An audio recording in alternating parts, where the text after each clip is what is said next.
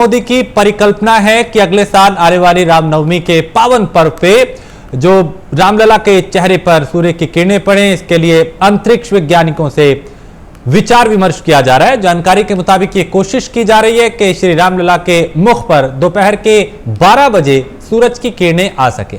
इसी के साथ अयोध्या के सभी स्थलों पर इसका प्रकाशन दिखाया जा सके, इसकी भी तैयारियां की जानी है और जल्द ही विशेषज्ञों की टीम के साथ इसको लेके रणनीति बनाई जाएगी, बात की जाएगी।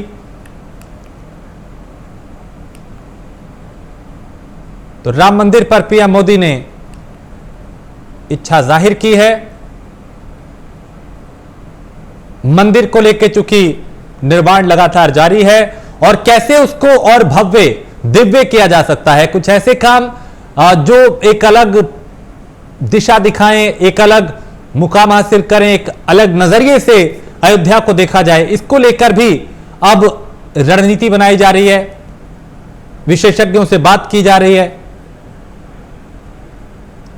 भगवान राम के मुख पर सूर्य की किरणें कैसे पड़े, इसको लेके विशेषज्ञों से बात की गई। माननीय प्रधानमंत्री महोदय जी ने अंतरिक्ष विज्ञान के वैज्ञानिकों के सामने ये विषय रखा है कि प्रयास करो कि प्रतिवर्ष रामनवमी के दिन दोपहर 12 बजे जब भगवान का जन्मोत्सव मनाया जाता है, सूर्य की किरण भगवान के मुख को प्रकाशित करे। 1 मिनट, 2 मिनट, 5 मिनट और उसका दृश्य अयोध्या के सैकड़ों स्थानों पर डिस्प्ले किया जाए, पब्लिकली मंदिरों में। अंतरिक्ष विज्ञानी ही ये काम कर सकते हैं। रामलला के मुख पर सूर्य की किरणें कैसे पड़े, इसको लेकर अब बात की जा रही है। साइंटिस्ट से बात हो रही है, जो वैज्ञानिक हैं उनसे बात की जा रही है और श्री रामलला के मुख पर दोपहर के 12 बजे सूरज की किरणें आ सकें, ऐसा इंतजाम करने की तैयारी है। अयोध्या के सभी स्थलों पर इसका प्रकाशन दिखाया जा सके। तो रात में मंदिर का निर्माण कार्य जो है वो हो रहा है, सफलतापूर्वक जो काम है वो चल रहा है, गति भी उसे दी जा रही है, वक्त वक्त पे उसकी समीक्षाएं भी की जा रही हैं। आगे का काम भी वक्त से पूरा होने की पूरी संभावना है। इसको लेकर चूंकि मुख्यमंत्री, प्रधानमंत्री, मंदिर ट्रस्ट पूरी तरह से एक्टिव हैं और वक्त पे मंदिर निर्माण हो, इसको लेकर तैयारियां की जा रही हैं। तो पहले चरण का जो काम है निर्माण का वो पूरा हो चुका है, दूसरे चरण का जो कार्य है वो शुरू हो चुका है। भव्य मंदिर की तैयारियां चल रही हैं। पहले चरण में 50 फीट गहरी नींव के 48 लेयर तैयार किए गए। दूसरे चरण में 18 इंच मोटी राफ्ट निर्माण का कार्य जो है वो प्रारंभ किया गया और इसी के ऊपर भगवान श्री राम के मंदिर की फर्श का निर्माण होना है। 17 ब्लॉक में राफ्ट के निर्माण का कार्य जो है वो चल रहा है और राफ्ट निर्माण में टेम्परेचर का विशेष ध्यान रखा जा रहा है। तो इंजीनियर 23 डिग्री तापमान में राफ्ट निर्माण का कार्य कर रहे हैं और बर्फ से मजबूत की जा रही है राम मंदिर की नींव। तो रामलला के मंदिर के पहले चरण का जो काम है वो पूरा हो चुका है और अब इसे भव्य और दिव्य बनाने की जो तैयारियां हैं वो चल रही हैं। दूसरे चरण का जो कार्य है वो प्रारंभ हो चुका है। पहले चरण में 50 फीट गहरी नींव के 48 लेयर तैयार किए गए। दूसरे चरण में 18 इंच मोटी राफ्ट निर्माण का कार्य प्रारंभ किया गया और अब इसी तरीके से अलग अलग चरणों में अलग अलग कार्य जो हैं वो किए जाएंगे और मंदिर निर्माण का जो काम है वो जोर शोर से चल रहा है।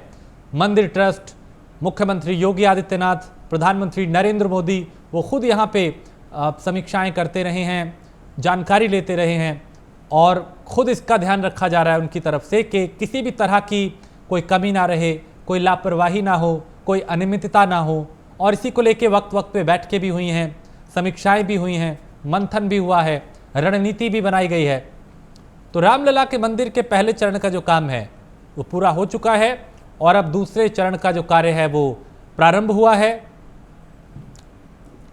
और रामनवमी पे रामलला के मुख पर सूर्य की किरणें पड़ें, ऐसा करने के लिए भी जो वैज्ञानिक हैं उनके साथ बात हो रही है।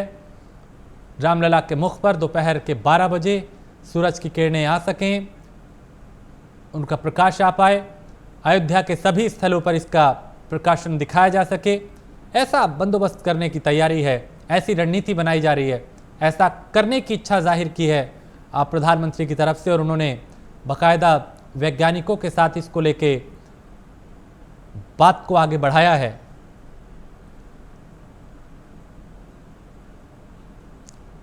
तो ट्रस्ट के पदाधिकारियों और टेक्निकल एक्सपर्ट से बात की गई है।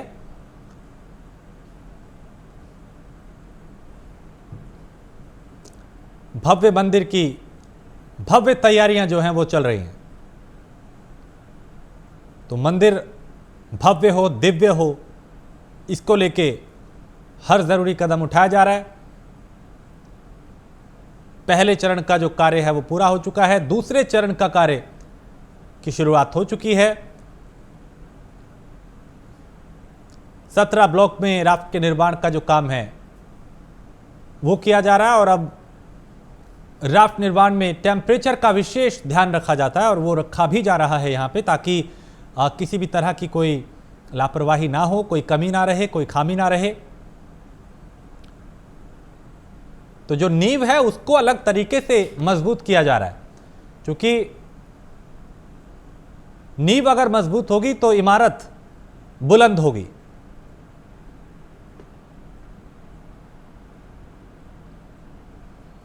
तो भव्य मंदिर की भव्य जो तैयारियां हैं वो अब चल रही हैं। कई चरणों में मंदिर का निर्माण होगा। पहले चरण का कार्य पूरा हो चुका है, दूसरे चरण का प्रारंभ हो चुका है।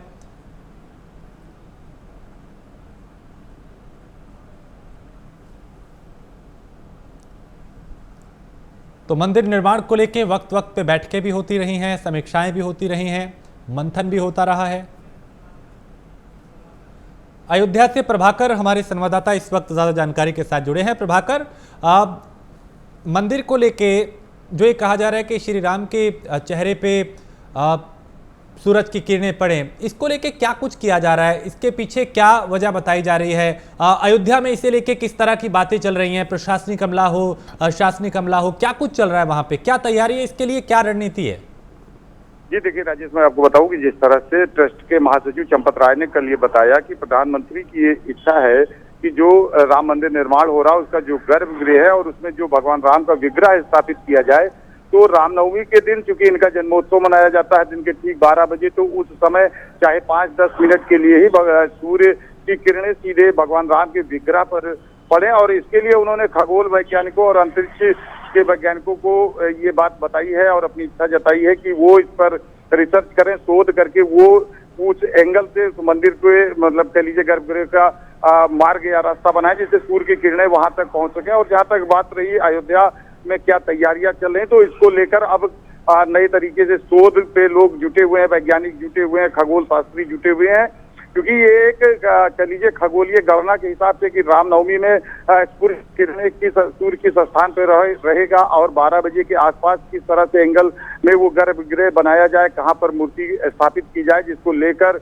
कि 12 बजे किरणें जो है वो भगवान राम के विग्रह पर पड़ सके। और ये तैयारी यहाँ पर चले और यहाँ के जो साधु संत है वो प्रधानमंत्री के इस निर्णय का स्वागत कर रहे हैं। और क्योंकि कहीं ना कहीं जो है सूर्यवंशी, क्योंकि भगवान राम सूर्यवंश से ही ताल्लुक रखते हैं, सूर्यवंशी हैं, इसलिए जो प्रधानमंत्री ने ये इच्छा जताई है तो संतों की भी ये इच्छा है कि भगवान सूर्य और भगवान राम दोनों एक ही हैं। अगर सूर्य की किरणें उन पे पड़ती हैं तो ये जरूर एक मतलब कह लीजिए ऐतिहासिक, क्योंकि अभी तक हिंदुस्तान में जितने भी मंदिर हैं उसमें सिर्फ एक उड़ीसा में स्थित कोणार्क मंदिर है जहाँ पर जो सूर्य की किरणों के लिए जाना जाता है। तो कहीं ना कहीं ये जो मंदिर बनेगा, ये जिस तरह से इससे सूर्य की किरणें आएंगी तो ये जो यहाँ राम भक्त आएंगे या कह लीजिए जो श्रद्धालु आएंगे उनके लिए विशेष आकर्षण का केंद्र होगा। और सूर्य की किरणें जब उस पे यहाँ के कुछ एक संतों का ये भी कहना है कि सूर्य की किरणें जब भगवान राम के विग्रह पे पड़ के भक्तों के ऊपर पड़ेंगी तो उसका सीधा सा असर भक्तों के मानसिक जो विकार हैं वो भी उससे दूर होंगे। इस तरह से तमाम यहाँ पे कवायदें चल रही हैं। बिल्कुल, यानी उसी को लेके कवायद चल रही है। बहुत शुक्रिया प्रभाकर इस तमाम जानकारी के लिए। तो बर्फ से नींव को मजबूत किया जा रहा है। मंदिर निर्माण का जो भव्य मंदिर निर्माण है